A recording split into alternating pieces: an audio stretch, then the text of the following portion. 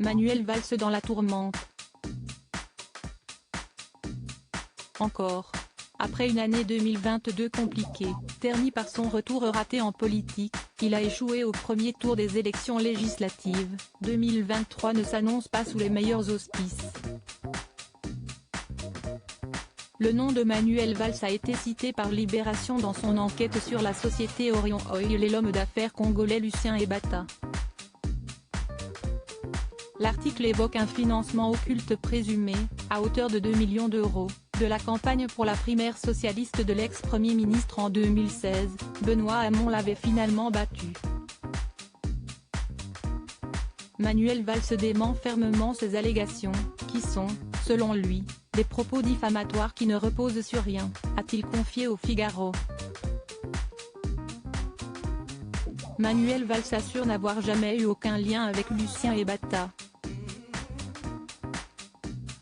Ni lui, ni aucun membre de son entourage. Cet homme, le PDG d'Orion Oil, m'est totalement inconnu. Manuel Valls se défend et s'en prend à une partie de la gauche désormais retirée de la vie politique. Manuel Valls dit se sentir sali et souillé par ses attaques à son encontre. Il accuse le directeur de Libération et les 2 journalistes qui ont mené l'enquête de s'être livrés à une opération contre lui.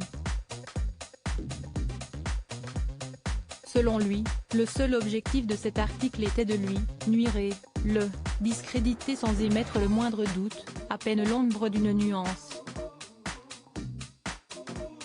En réponse à la publication de cette enquête, Manuel Valls a décidé de porter plainte pour diffamation contre Libération, rapporte encore le Figaro. Dans son entretien au Figaro, Manuel Valls souligne que cette enquête de Libération, qui est considérée comme un journal de gauche, est symptomatique d'un autre mal, qui ronge la gauche politique, la division. Cela l'a conforté dans l'idée qu'il y avait bien 2 gauches irréconciliables. Article écrit en collaboration avec 6 médias Crédit Photo, Stéphane Le Mouton.